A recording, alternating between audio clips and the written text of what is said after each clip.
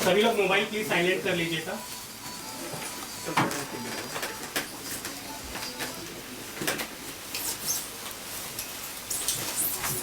Live मैं live कर दूं तुरंत।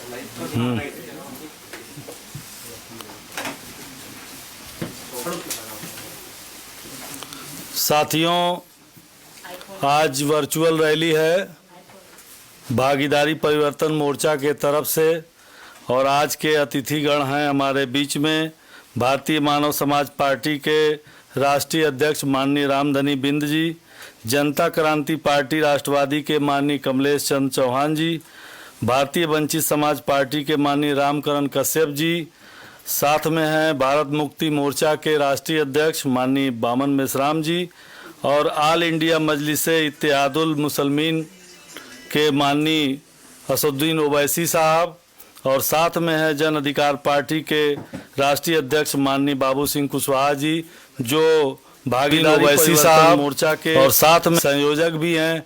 आज इस रैली में आप सभी लोग उपस्थित हैं, आप सबका स्वागत एवं अभिनंदन है। साथियों, मैं पहले वक्ता के रूप में भारतीय मानव समाज पार्टी के माननीय रामधनी बिंद जी को बुलाना चाहता हूं कि आएँ और अपनी बातें रखें। माननीय रामधनी बिंद जी।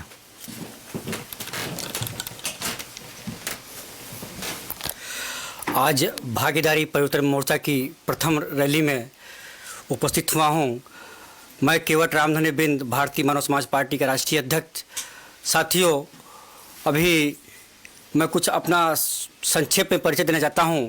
इससे पहले मैं हिस्सेदारी मोर्चा बनाकर भारतीय जनता पार्टी से मैंने गठबंधन किया था और मेरे साथ में 7-8 पार्टियां थी और उस 7-8 पार्टियों के अंदर मुझे ऐसा लगा कि भारतीय जनता पार्टी हमसे गठबंधन की है और हिस्सेदारी देगी, लेकिन जो जो चुनाव आता गया भारतीय जनता पार्टी का जो रंग है गिरगिट बदलना, और गिरगिट रंग तो जैसे जैसे गिरगिट रंग बदलते हैं वैसे भारतीय जनता पार्टी के लोग अपना रंग बदलना दिखाना शुरू कर दिए। कहते हैं नेताजी आप विलय कर दीजिए, बिंद और केवट जो समाज होता है वह दारू पे बिकता है और हम पैसे से खरीदते हैं, शराब पे खरीद लेते हैं, मुर्गा दारू पे बिंद समाज को हम खरीदते हैं। आप नेता हैं, आप समर्थन कर दीजिएगा, आपको हम MLC बना देंगे, आयोग में दे देंगे, कुछ व्यवस्था दे देंगे, आप रहिए, समाज की बातें छोड़िए। लेकिन साथियों, मैं हिस्सेदारी मोर्चा इसलिए बनाया था, मैं अपने समाज के साथ में केवट बिंद निषाद कश्यप के समाज में गद्दारी साथियों में नहीं कर सकता।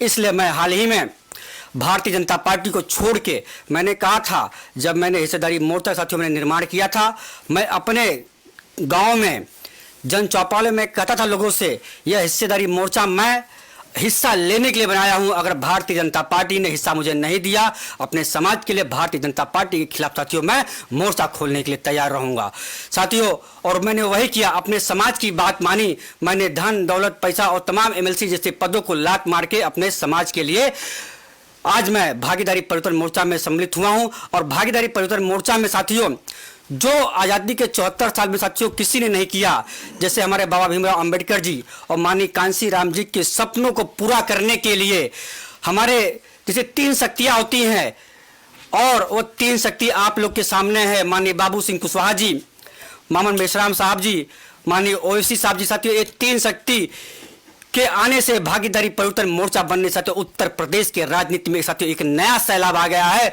किसी को समझ में यह नहीं आ रहा है कि सरकार किसके बनने वाली है। अभी मैं जो ही मैं भारतीय जनता पार्टी छोड़ने का काम किया और भारतीय जनता पार्टी के साथियों मैंने विरोध करना शुरू किया और यह सुनने में आ रहा है कि फिर किसी वो बिंद नेता को बुलाएंगे भारतीय जनता पार्टी में, कठपुतली दिखाएंगे कि हमने यह बिंद नेता को 1 सीट दी है, 2 सीट दी है। लेकिन ये मेरे बिंद निषाद केवट समाज, मैं खास करके अपने समाज को यह आह्वान करना चाहता हूं, यह भारतीय जनता पार्टी के जो झूठे वादे करते हैं उनके चंगुल में फंसने का काम न करते। और यह भारतीय जनता पार्टी कहती है कि हम राम राज्य हैं, लेकिन साथियों मैं केवट हूं जिसके पूर्वजों ने भगवान राम को पार करने का काम किया है। उस पूर्वज के केवट के वंशज को या भारतीय जनता पार्टी के लोगों ने धोखा दिया है। तो आने वाले समय में जिस तरह गंगा जी में साथियों हमारे समाज के लोगों ने 14, 17, 19 को भारतीय जनता पार्टी को साथियों सरकार में पहुंचाने का काम किया है, लेकिन यह केवट का बेटा रामधनी बिंद 2022 के चुनाव में भागीदारी परिवर्तन मोर्चा के साथ में ओवैसी साहब के साथ में मानव मेश्राम के साथ में बाबू सिंह कुशवाहा के साथ में कमलेश चौहान के जी साथ में और रामकरण कश्यप जो हमारे भाई जी हैं उनके साथ में कंधे से कंधे मिला के इस भारतीय जनता पार्टी की सरकार को साथी जो पानी में होता है ना, बाढ़ में भौरा आता है, उसी भौरा में भारतीय जनता पार्टी को डूबने का काम यह केवट रामधनी बिन साथियों करने वाला है। साथियों मैं अपनी ही इतनी वाणी को समाप्त करता हूं। आने वाले समय में फिर आप लोग के बीच में वर्चुअल मीटिंग के माध्यम से, जन चौपाल के माध्यम से आप लोग के बीच को संबोधित करता हूं। जय हिंद, जय भारत। साथियों, अगले वक्ता के रूप में हमारे बीच में जनता क्रांति पार्टी राष्ट्रवादी के राष्ट्रीय अध्यक्ष माननीय कमलेश चौहान जी हैं। मैं उनसे आग्रह करता हूं कि आएं और अपनी बातें रखें। माननीय कमलेश चौहान जी।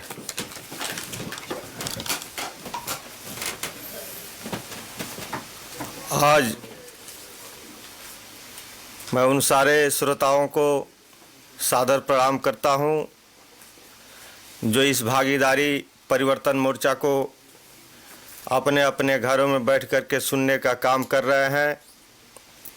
इस भागीदारी मोर्चा के संयोजक, हम लोगों के अभिभावक आदरणीय बाबू सिंह कुशवाहा जी, इस मोर्चा में मोर्चा के स्तंभ आदरणीय ओवैसी साहब जी, आदरणीय बावन मेश्राम साहब जी, राम केवट बिंद जी और वंचित समाज पार्टी के रामकरण कश्यप साहब और जनता क्रांति पार्टी राष्ट्रवादी मिलकर के जो भागीदारी परिवर्तन मोर्चा बनाया गया है, निश्चित यह मोर्चा उत्तर प्रदेश में विकल्प बन गया है। और जितने लोग इस उत्तर प्रदेश की राजनीति में स्थापित हैं, इस भागीदारी परिवर्तन मोर्चा से सारे लोग भयभीत हैं। उसी भय का कारण आप साफ देख सकते हैं, भारतीय जनता पार्टी के नेताओं के चेहरों पे दिखाई दे रहा है। ये इतने भयभीत है भारतीय जनता पार्टी के चाणक्य कि गांव में जाकर के लोगों से मिलने का काम कर रहे हैं। यह जब से यह परिवर्तन मोर्चा बना है, तब से सारे लोग, सारे नेताओं की नींद हराम हो गई है कि ये जो मोर्चा बना है यह उत्तर प्रदेश में मोर्चा नहीं, विकल्प बना है। अब तक जो लड़ाई दो जगहों पे स्थापित थी, अब वह लड़ाई सीधे भागीदारी परिवर्तन मोर्चा के सामने आ गई है और प्रदेश और देश की जनता भागीदारी परिवर्तन मोर्चा के तरफ आशा भरी निगाहों से देख रही है। प्रदेश की जनता भागीदारी परिवर्तन मोर्चा के साथ है और भागीदारी परिवर्तन मोर्चा की सरकार बनाने जा रही है। इस बार उत्तर प्रदेश में यह मोर्चा सबसे मजबूत मोर्चा है। मोर्चा के पास जो एजेंडा है वो सबसे मजबूत है और मोर्चा के पास जो हम लोग यहाँ उपस्थित हैं 80% नहीं बल्कि 90% वोट इस मोर्चा के साथ है। तो हम लोगों को पूर्ण रूप से विश्वास है कि इस बार इस उत्तर प्रदेश में भागीदारी परिवर्तन मोर्चा की सरकार बनेगी। अब भागीदारी परिवर्तन मोर्चा की सरकार बनेगी तो इस प्रदेश की जनता की सरकार होगी और जनता के लिए काम करेगी। हम सारे लोगों ने मिलकर के वोट दिया, भारतीय जनता पार्टी को वोट दिया, सपा बसपा को वोट दिया। इन तीनों लोगों ने मिलकर के पूरे प्रदेश को मजबूती से 30 साल से लगातार लूटने का काम किए, प्रदेश की संपत्तियों को लूटने का काम किए। जो पिछड़े दलित माइनॉरिटी हैं, इनके अधिकारों को दबाने का काम किए। इसलिए बाबू सिंह कुशवाहा जी के नेतृत्व में यह भागीदारी परिवर्तन मोर्चा बनाया गया। और भागीदारी परिवर्तन मोर्चा का एक नारा है कि जितनी जिसकी संख्या भारी उसकी उतनी हिस्सेदारी। यह नारा देश प्रदेश के में परिवर्तन लाएगा। इसलिए इस मोर्चे का नाम भागीदारी परिवर्तन रखा गया है। भागीदारी परिवर्तन मोर्चा उत्तर प्रदेश की राजनीति में जब से आया है एक नई बहस शुरू हो गई है। सारे लोग एक बहस शुरू करना, चर्चा शुरू कर दिए। गांव में लोग चर्चा कर रहे हैं कि ये भागीदारी परिवर्तन मोर्चा ही उत्तर प्रदेश की राजनीति में विकल्प बना है और उत्तर प्रदेश में भागीदारी परिवर्तन मोर्चा की सरकार बनने जा रही है सन 2022 में। इसमें कहीं किसी को डाउट नहीं है।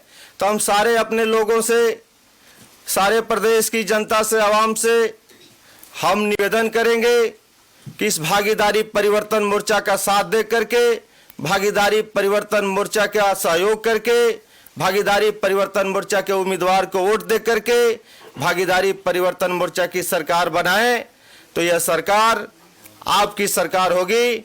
इस प्रदेश और देश में जो कमजोर लोग हैं, पिछड़ा दलित माइनॉरिटी के लोग हैं, इनकी सरकार होगी। तो हम इसी आग्रह के साथ अपनी बातों को समाप्त करते हैं। जय हिंद, जय भारत, जय राष्ट्रवाद, सादर प्रणाम।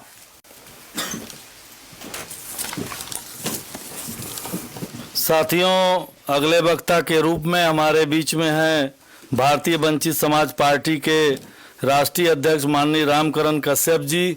मैं आपसे अनुरोध करता हूं कि आए, अपनी बातें रखें। माननीय रामकरण कश्यप जी।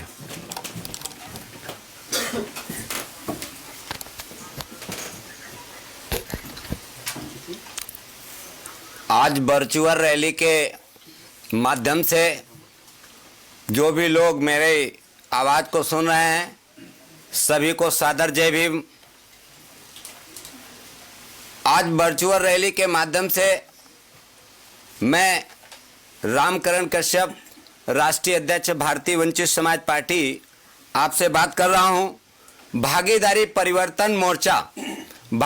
परिवर्तन मोर्चा बनाने की मुझे ज़रूरत क्यों पड़ी, यह हमारे सीनियर लीडर जो हमारे साथ में हैं, माननीय बाबू सिंह कुशवाहा जी, राष्ट्रीय अध्यक्ष जन अधिकार पार्टी, और भारत के बड़े नेता जिनके नाम से लोगों की नींद उड़ जाती है, माननीय असदुद्दीन ओवैसी साहब, राष्ट्रीय अध्यक्ष AIMIM, और भारत के बड़े नेता बामन विश्राम साहब, भारत मुक्ति मोर्चा के राष्ट्रीय अध्यक्ष, भारतीय मानव समाज पार्टी के राष्ट्रीय अध्यक्ष रामधनी बिंद जी, कमलेश चौहान जी।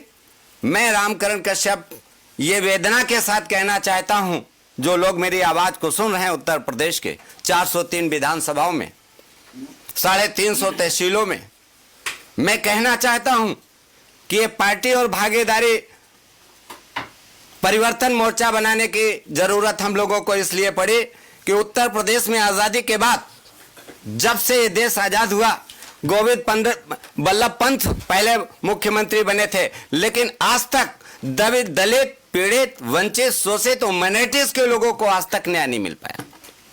इस उत्तर प्रदेश में माइनॉरिटीज के लोगों की बेस, ज्यादातर मैं कहूं तो मुस्लिम समाज की लोगों की दुर्दशा हुई, और उनकी आवाज बन करके अगर कोई हिंदुस्तान में निकला तो माननीय असदुद्दीन ओवैसी साहब जब भागीदारी परिवर्तन मोर्चा में आए तो उत्तर प्रदेश में सभी लोगों की नींद हराम हो गई। वो व्याकुल हो गए कि कुछ होने वाला है, और मैं दावे के साथ कहता हूं कि उत्तर प्रदेश में माननीय बाबू सिंह कुशवाहा के नेतृत्व में सरकार बनेगी। ये पूरा उत्तर प्रदेश समझ रहा है। मैं जिस विधानसभा में जाता हूं वहां पर एक ही आवाज आती है कि भागीदारी परिवर्तन मोर्चा एक बहुत बड़ी ताकत है। क्यों ना ताकत हो। मैं कश्यप समाज में पैदा हुआ, लोगों ने मुझे मारा, मेरे बहन बेटियों के साथ बलात्कार किया, रेप किया, हिंसाएं की, मेरी जमीनें लूटी गई। 2007 में जब गवर्नमेंट थी BSP की, तो श्रेणी 3 की जमीनों को बेदखल कर दिया गया। वो तालाब, नहरें, नदियां, पोखर वो वंचित कर दिया गया कश्यप समाज के लोग। भारतीय जनता पार्टी, हमारे एक नेता और हैं, भारतीय जनता पार्टी में मछुआरों और कश्यप समाज की लड़ाई लड़ते हैं, लेकिन उनको मैं जड़ से खारिज करता हूं इस वर्चुअल रैली के माध्यम से कि आपने कहा मैं इन मछुआरों को, हिंदुस्तान में मछुआरों की आबादी 15% है, जिसमें कश्यप, निषाद, गोड़िया, मल्ला, धीमर, रैकवार, माझी, मंझवार, तोराव, सहनी, बिंद, कोल, भील, बाथम, ये सारी जातियां हैं। इन जातियों के साथ क्या किया आपने? आपने कहा हम आरक्षण देंगे। संवैधानिक व्यवस्था को देखते हुए 10-15% लोगों को 2 दिन के अंदर आरक्षण मिला, और हम लोगों को, मछुआरों को 5 साल, बल्कि 10 साल, 5 साल उत्तर प्रदेश में योगी सरकार, 10 साल भारत में मोदी सरकार। लेकिन आप लोगों ने गुमराह किया, धोखा दिया, छल किया, और आज तक आरक्षण नहीं मिला। तो मेरे समाज के, मछुआरा समाज के लोगों, वंचित समाज के लोगों, शोषित समाज के लोगों, माइनॉरिटी समाज के लोगों, दलित समाज के लोगों, मेरा इंकलाब है, मेरी ये आवाज सुनो और इस भारतीय जनता पार्टी को इसको नस्तनाबूद करो वोट की ताकत से। बाबा साहब डॉक्टर बी आर अम्बेडकर ने आपको वोट की ताकत दी थी। ये मेरे गरीब शोषित वंचित समाज के लोगों, जब तुमको मैं वोट की ताकत देता हूं, इस वोट की ताकत से सत्ता को जिससे चाहना उसे उतार देना, और जिस राजा को चाहना स्थापित करना, इस ताकत का इस्तेमाल करने का वक्त आ गया है। और अपने वोट को भागीदारी परिवर्तन मोर्चा के किसी भी कैंडिडेट, जो भी कैंडिडेट जिस विधानसभा में है, पूरी जान लगाकर तन और मन और धन से हम उसे जिताएंगे और सत्ता में पहुंचाएंगे। साथियों, मैं समाजवादी पार्टी की भी बात करना चाहता हूं। समाजवादी पार्टी ने जो बीज हमारे समाज में बोया, जो नफरत की आंधी चलाई, आज पूरे उत्तर प्रदेश में एक भी किसी भी मछुआरे को टिकट भी नहीं। और साथ में जब फूलन का जिक्र आता है, फूलन की जब हत्या हुई तो समाजवादी पार्टी ने कोई सीबीआई की मांग नहीं की और हम लोगों को दबाया गया। और हमारे जो श्रेणी 3 की जमीनों को जो संरक्षण के लिए कहा गया था कि आप इन जमीनों को बहाल करिए, तो आपने बहाल भी नहीं किया। तो मैं उनको जड़ से खारिज करता हूं और ये कहना चाहता हूं कि अब मेरे साथ में माननीय बाबू सिंह कुशवाहा जी हैं, मेरे साथ में माननीय बावन मेश्राम साहब हैं और हिंदुस्तान के बड़े नेता इस समय माननीय ओवैसी साहब हैं। अब किसी की जरूरत नहीं है। ये वंचित समाज भारी तादाद में है और उत्तर प्रदेश में सरकार बनाएगा। इसी के साथ सभी लोगों को मेरा सादर जय भीम। और आगे जब चुनाव आएगा तो आप लोग मतदान करके अपनी ताकत हमें दीजिए। बहुत बहुत शुक्रिया, धन्यवाद। हमारे बीच में ऑल इंडिया मजलिस-ए इत्तेहादुल मुसलमीन के राष्ट्रीय अध्यक्ष माननीय असुद्दीन ओवैसी साहब हैं। मैं उनसे आग्रह करता हूं कि आएं और अपनी बातें रखें। माननीय ओवैसी साहब।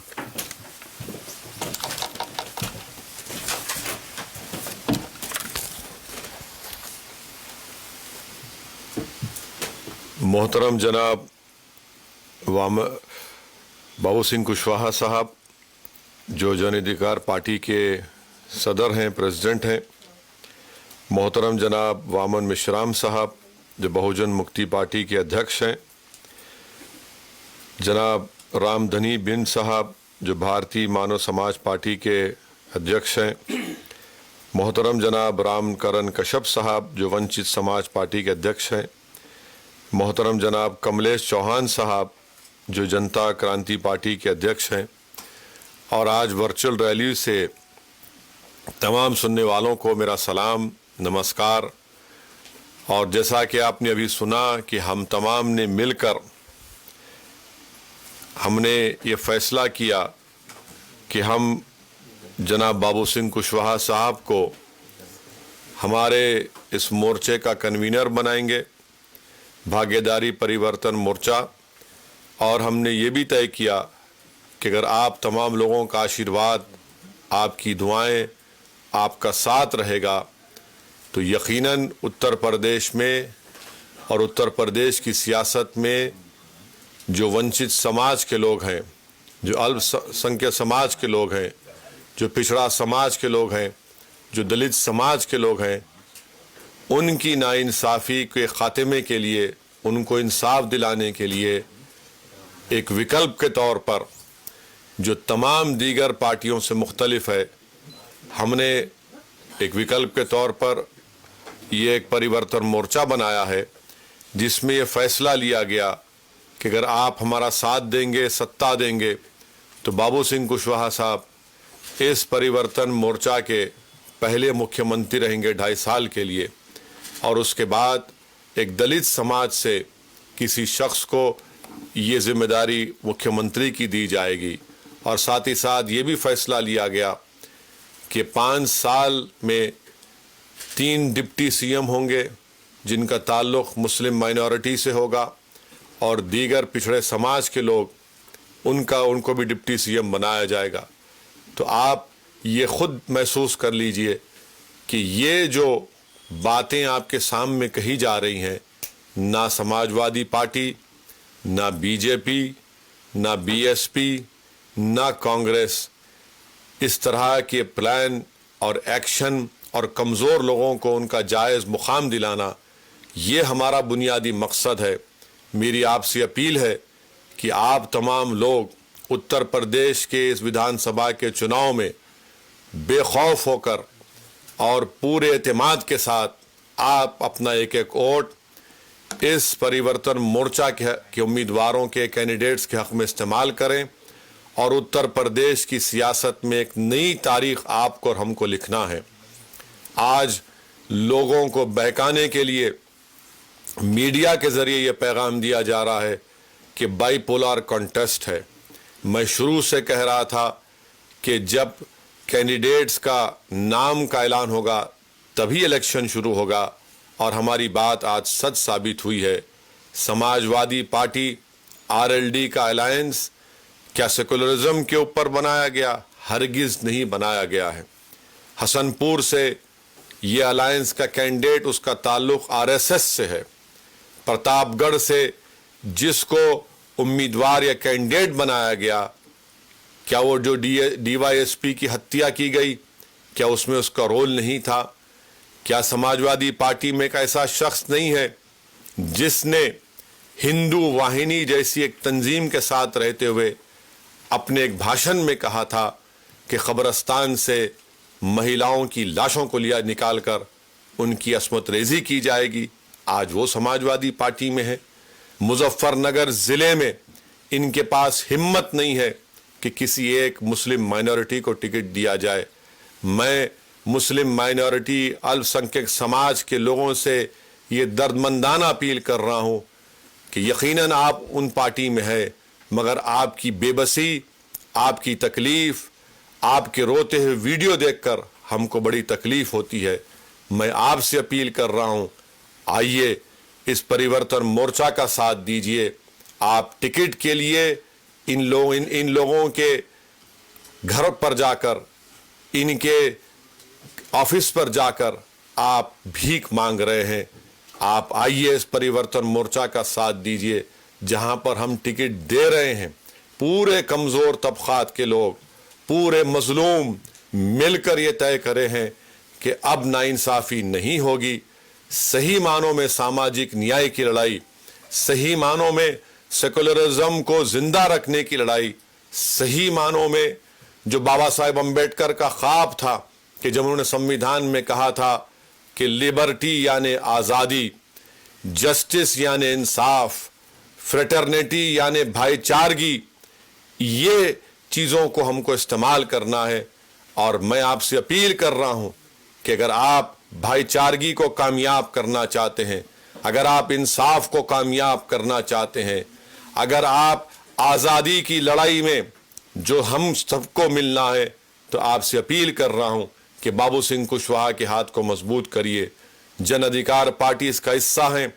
आप और हम मिलकर अपने ख्वाबों को पूरा करेंगे, ताकि बाबू सिंह कुशवाहा जब उत्तर प्रदेश के मुख्यमंत्री बनेंगे, आप सोचिए कि क्या उत्तर प्रदेश का मुख्यमंत्री सिर्फ समाजवादी पार्टी के एक परिवार का शख्स होगा, या फिर मैं उत्तर प्रदेश के हमारे पिछड़े समाज के हमारे भाइयों से और बहनों से कहना चाहूँगा कि हिंदुत्व के नाम पर आपको वोट लिया गया, मगर आपको क्या मिला?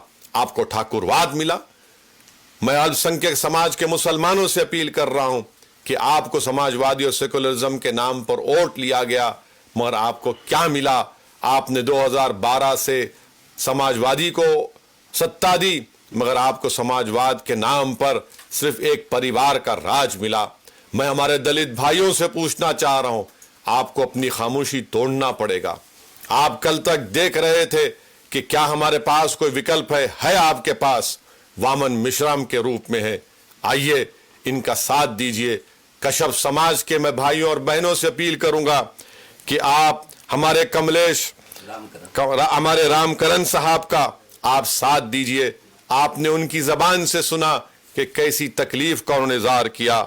हम रामधनी बिंड साहब की बात को सुने कि कैसे उस समाज को किस तरह से बीजेपी किस नजरिए से देखती है। ये हमारी डिग्निटी की लड़ाई है, ये हमारी इज्जत की लड़ाई है। आप सबको मिलकर इसमें हम साथ दीजिए, ताकि उत्तर प्रदेश को हम नई राह पर लेकर जाएं। उत्तर प्रदेश भारत का सबसे बड़ा प्रदेश है, जहां पर अगर हम देखेंगे कि गरीब ऑक्सीजन नहीं मिला, दवाई नहीं मिली, तो गंगा के पानी के ऊपर लाशें बह रही थी। आज आप देख रहे हैं कि जो ग्रेजुएट नौजवान है, जिसके पास टेक्निकल डिग्री है, जिसके पास डिप्लोमा सर्टिफिकेट है, 50% से ज्यादा ये लोग आज बेरोजगार हो चुके हैं। सबसे ज्यादा गरीबी अगर भारत में किसी प्रदेश में है तो उत्तर प्रदेश तीसरा बड़ा स्टेट है, झारखंड बिहार के बाद। ये कौन सी डबल इंजन की सरकार है? योगी और मोदी ने मिलकर उत्तर प्रदेश की जनता को धोखा दिया है।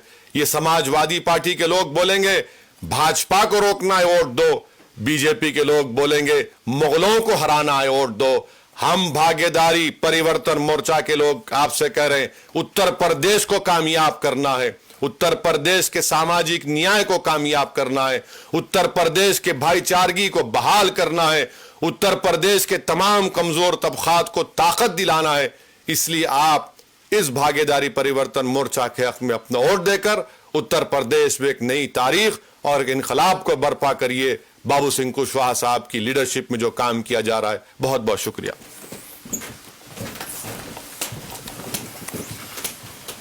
अगले वक्ता के रूप में हमारे बीच में भारत मुक्ति मोर्चा के राष्ट्रीय अध्यक्ष माननीय वामन मेश्राम जी हैं। मैं उनसे आग्रह करता हूं कि आएं और अपनी बातें रखें। माननीय वामन मेश्राम जी।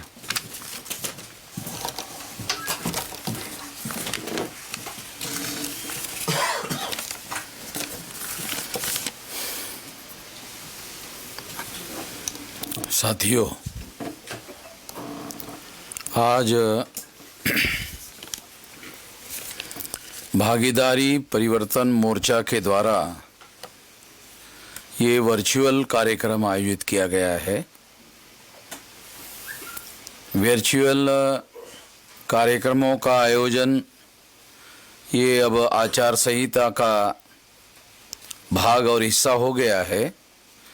इस वजह से ये वर्चुअल कार्यक्रम उत्तर प्रदेश के तमाम जो मतदाता है उनको संबोधित करने के लिए इस तरह का ये कार्यक्रम हम लोग ले रहे हैं। इस कार्यक्रम में सहभागी जनता क्रांति पार्टी राष्ट्रवादी के कमलेश चौहान जी है, रामकरण कश्यप जी है और रामधनी बिंद जी है। उनकी भी पार्टियां है। जब हम लोगों ने 22 तारीख को भागीदारी परिवर्तन मोर्चा की घोषणा की तो उत्तर प्रदेश के राजनीतिक माहौल में एक बहुत बड़े पैमाने पर सरगर्मी उत्पन्न हुई है। एक नया करंट, एक नया राजनीतिक करंट जो है राजनीति में आया है, ऐसा मैं मानता हूं। सबसे पहले तो हम लोगों ने ये भागीदारी परिवर्तन मोर्चा क्यों बनाया, इसे हम लोगों को जानना और समझना बहुत जरूरी है। 15 अगस्त 1947 के बाद और उसके आसपास देश के इतिहास में कुछ बातें ऐसी घटित हो रही थी जिसके तहत ये कहा जा सकता है कि बाबा साहब अम्बेडकर के द्वारा इस बात का आग्रह किया गया कि अंग्रेज जब भारत छोड़कर जाए तो केवल छोड़कर जाने का काम ना करे, उनके निगरानी और नियंत्रण में, मार्गदर्शन में भारतीय लोगों का चुनाव हो और चुनी हुई संविधान सभा हो और वो चुनी हुई संविधान सभा के द्वारा संविधान का निर्माण किया जाए। इस बात का आग्रह बाबा साहब अम्बेडकर के द्वारा किया गया और उस आग्रह को स्वीकार किया गया और एक संविधान लिखा गया जो 26 जनवरी 1950 को लागू कर दिया गया। 26 जनवरी 1950 को जो संविधान लागू किया गया, अगर उस पर अमल किया गया होता तो भारत में बहुत बड़ा परिवर्तन आ गया होता। अगर हम लोग भारत के संविधान की जो मौलिक विचारधारा है, उसके जो मौलिक अधिकार है, जो फंडामेंटल राइट है, और साधारण से साधारण आदमी को इस देश में राजा बनने का जो अधिकार बहाल किया गया है, अगर लेटर एंड स्पिरिट शब्द संविधान के और उसकी भावना के अनुरूप यदि परिवर्तन लाया गया होता या अमल किया गया होता तो निश्चित रूप से आज हम लोगों को भागीदारी परिवर्तन मोर्चा बनाने की जरूरत नहीं होती। क्या हुआ? 26 जनवरी 1950 को संविधान लागू होने के बाद 1952 को पहला लोकसभा का चुनाव हुआ। इस लोकसभा के चुनाव में जो उस समय की कांग्रेस पार्टी थी, उस समय के बहुत बड़े नेता थे, जवाहरलाल जी नेता थे, वो प्रधानमंत्री भी थे, वो पार्टी के प्रेसिडेंट भी थे कांग्रेस के। उन्होंने 60% सीटें, जो भारत की समाज व्यवस्था का सबसे ऊपरी हिस्सा है, जिसे वर्ण व्यवस्था में ब्राह्मण क्षत्रिय वैश्य कहा जाता है, उन लोगों को 60% टिकटें बहाल की गई और 47% सीटें चुनवाकर लाई गई।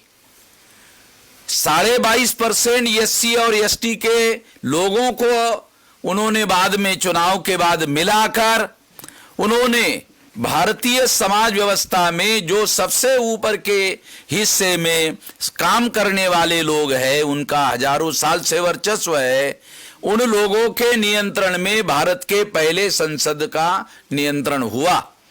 और उसके बाद आज हम देखते हैं वो परिस्थिति हैरान करने वाली है। वो परिस्थिति क्या है?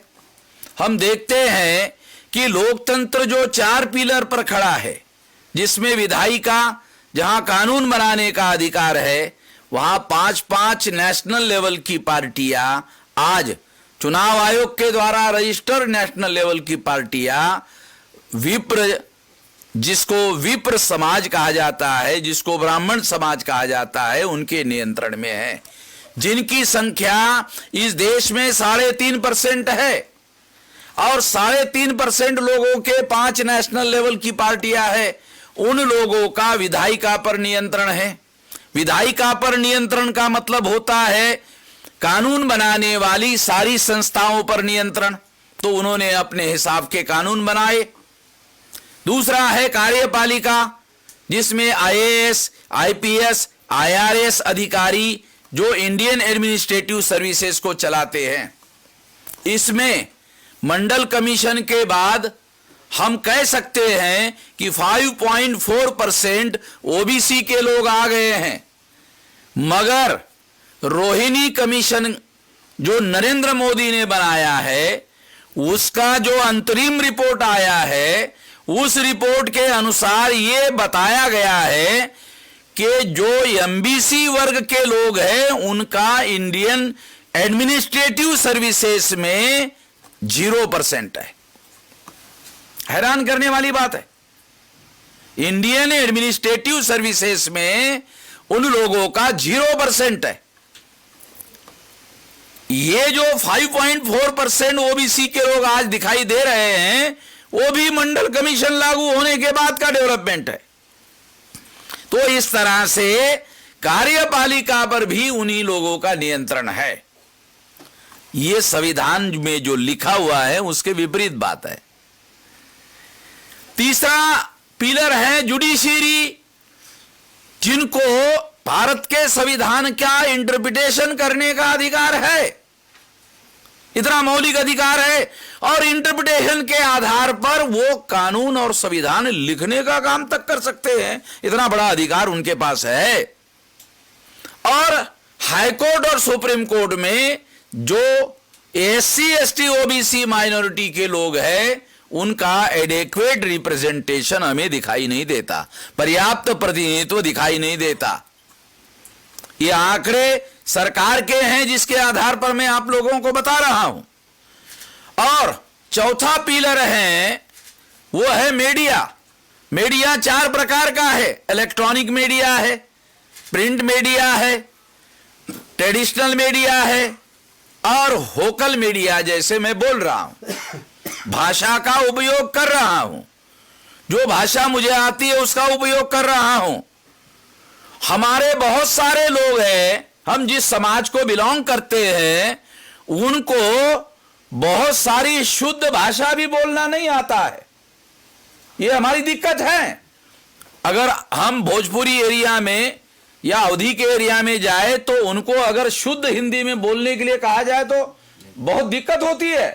तो इसका मतलब है कि होकल मीडिया में भी हमारे लोगों की कोई आवाज नहीं है। जो मीडिया 4 प्रकार का है, इलेक्ट्रॉनिक मीडिया, अब ये सोशल मीडिया आया है, तब से कोई हमारे लोगों की बात हो रही है। उसके बाद में जो प्रिंट मीडिया है, प्रिंट मीडिया में हमारी कोई खबरें आती नहीं है। और ट्रेडिशनल मीडिया में आप लोग जानते हैं, मुरारी बापू है, आसाराम बापू है, तो ये बहुत सारे बापू लोग हैं। वहां तो 100% कब्जा है, वहां तो घुसने की भी दरवाजा भी हम लोगों के लिए नहीं है, 100% उधर है। और चौथा मीडिया है होकल मीडिया, जिसके आधार पर हम माइक पर बात कर रहे हैं। ये लोकतंत्र के 4 पिलर हैं। ये जो लोकतंत्र के 4 पिलर हैं, ये चारों पिलर पर विप्रजनों का कब्जा है। उत्तर प्रदेश की भाषा बोल रहा हूं, विप्रजन, क्योंकि ये तुलसीदास ने विप्र शब्द का इस्तेमाल किया ना, तो वो उत्तर प्रदेश के लोगों को मालूम है विप्रजन क्या होते हैं। हाँ, ब्राह्मण होते हैं, मगर उन्होंने ब्राह्मण शब्द के बजाय विप्र शब्द का, पूजिए विप्र गुणहीन, ऐसा पूजिए विप्र गुण ज्ञान शील ही नान, पूजिए शूद्र गुण ज्ञान शील प्रवीण, ऐसा उन्होंने रामचरितमानस में लिखा हुआ है। ये लिखी बात है, हमारी लिखी हुई नहीं है, उनकी लिखी हुई है। तो इस तरह से मैं ये कहना चाहता हूं कि ये चौथा जो पिलर है, ये चौथे पिलर में ये चारों के चारों पिलर लोकतंत्र के उनका कब्जा है। अगर ये सोशल मीडिया नहीं आता तो फिर तो हम वामन मेश्राम नाम का कोई आदमी इस धरती पर पैदा हुआ शायद ये भी पता नहीं चलता, और ओवैसी साहब है ये भी पता नहीं चलता, या बाबू सिंह कुशवाहा जी है, इनका भी कोई पता नहीं चलता। ये तो सोशल मीडिया का चमत्कार है, जिसकी वजह से हम लोग ये कह पा रहे हैं कि बाबू सिंह जी हमारे मुख्यमंत्री पद के उम्मीदवार होंगे, ऐसा हम कह रहे हैं।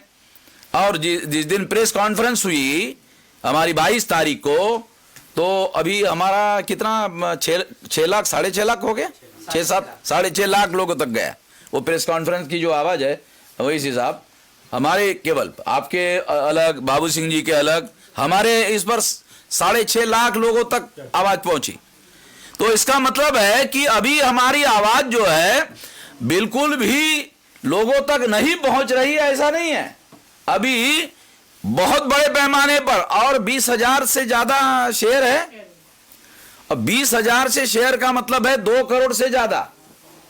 20,000 शेयर का मतलब है 2 करोड़ लोगों से ज्यादा लोगों तक हमारी आवाज पहुंच गई है, ऐसा उसका अर्थ होता है। मैं जो बताना चाह रहा हूं,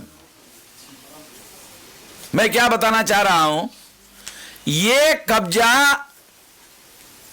आजादी का आंदोलन में जो लोग शहीद हुए, क्या इसलिए हुए कि इन्हीं लोगों का कब्जा हो जाए? इसके लिए तो नहीं हुए, मगर ऐसा हुआ, कब्जा हुआ। इस कब्जे को बदलने के लिए ही ये परिवर्तन, ये भागीदारी परिवर्तन मोर्चा हमने बनाया। ये जो नियंत्रण है, ये बदलने के लिए ही हम लोगों को ये परिवर्तन मोर्चा बनाना पड़ा। ये बताने के लिए ही मैं ये बैकग्राउंड आप लोगों को बता रहा था, अन्यथा ये बैकग्राउंड बताने की कोई जरूरत नहीं थी। ये बैकग्राउंड इसलिए बताया कि हम लोगों को ये परिवर्तन मोर्चा इसीलिए बनाना पड़ा। और केवल भागीदारी मिलने से परिवर्तन होने वाला नहीं है।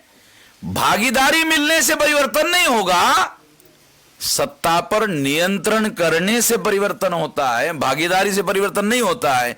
मैं बैकवर्ड क्लासेस के लोगों को यह कहना चाहता हूं कि आप लोग भागीदारी से संतुष्ट हो जाते हो, भागीदारी से परिवर्तन नहीं होगा, नियंत्रण से, सत्ता पर नियंत्रण से परिवर्तन होगा।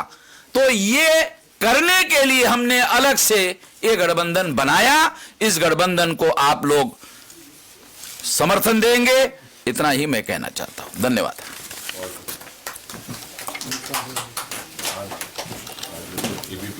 हाँ, वो 2 मिनट है सर। 5-7 मिनट जी, क्या कह रहे हो? हाँ, अगले वक्ता के रूप में हमारे बीच में जन अधिकार पार्टी के राष्ट्रीय अध्यक्ष और भागीदारी परिवर्तन मोर्चा के संयोजक माननीय बाबू सिंह कुशवाहा जी हैं। मैं आमंत्रित करता हूं, आए अपनी बातें रखें। माननीय बाबू सिंह कुशवाहा जी।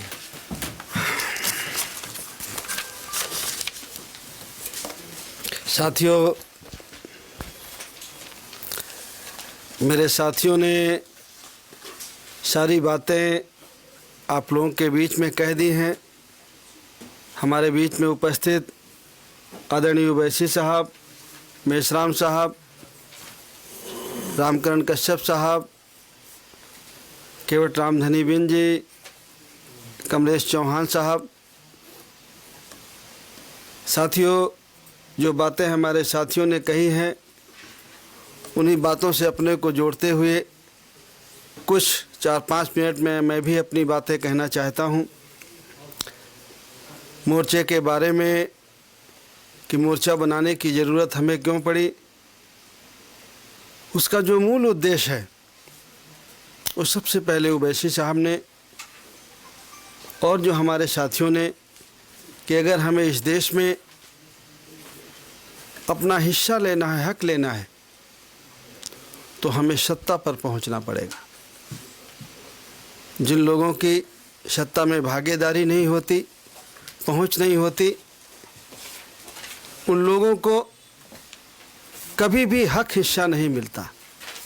इस देश में, हमारा देश जातियों का देश है, हम नहीं मानते हैं जातिवाद को, लेकिन जातिवाद हमारे देश की ये सच्चाई भी है।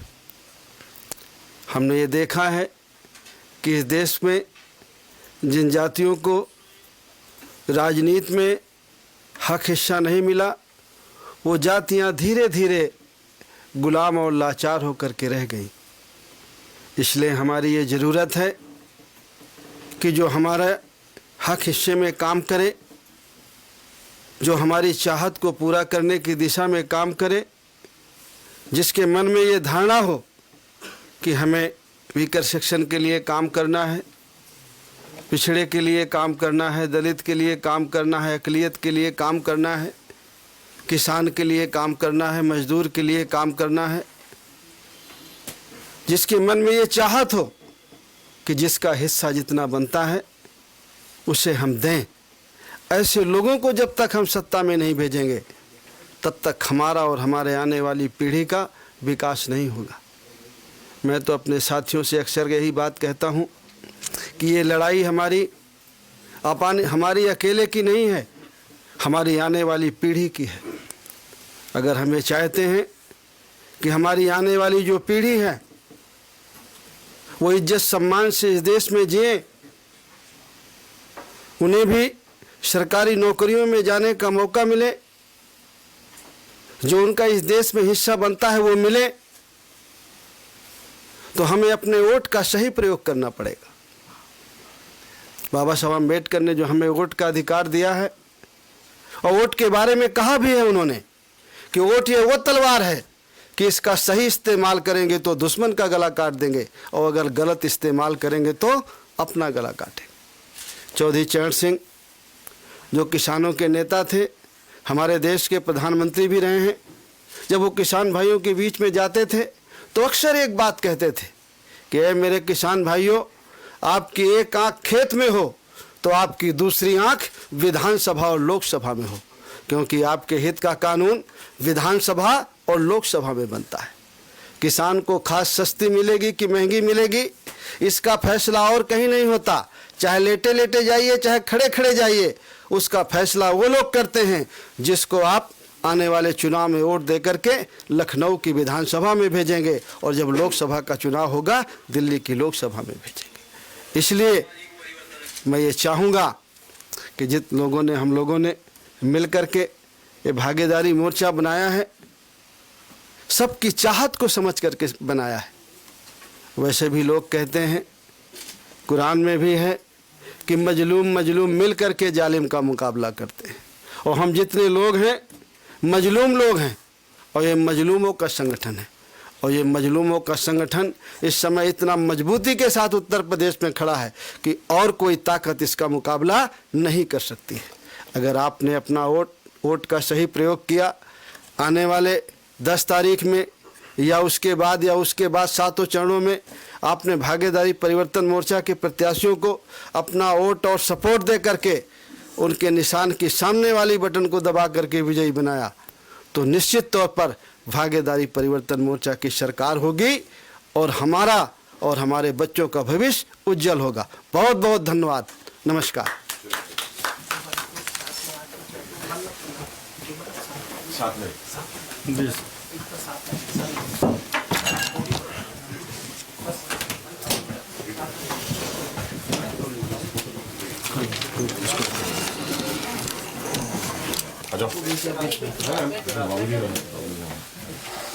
बीच पे है बाबूजी, आप ऐसे खड़े हो जाते हैं तो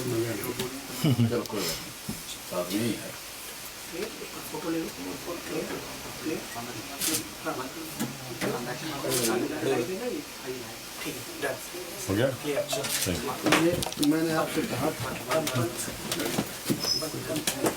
बना था, लेकिन वो बढ़िया बाबूजी वो 8 बजे बाबूजी 8 बजे लाइव